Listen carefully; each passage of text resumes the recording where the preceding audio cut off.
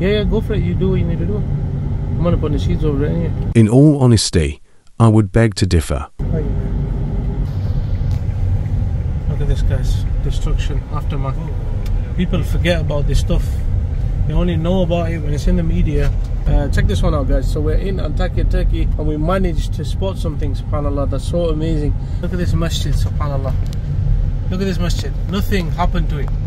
Not a single thing, subhanAllah. Alhamdulillah, the hot food has arrived. MashaAllah, MashaAllah. So this food, my brothers and sisters, is going to be going to our Uyghur brothers and sisters, inshallah. We're just prepping. MashaAllah, we're still at the camps. It's been a long day. I spoke to a lot of the beneficiaries. Alhamdulillah, we had a slight delay on the hot food, but it's here now. Alhamdulillah. So yeah, we're just prepping for it. MashaAllah.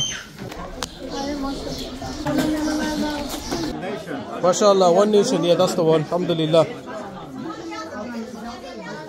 Bye bye. MashaAllah.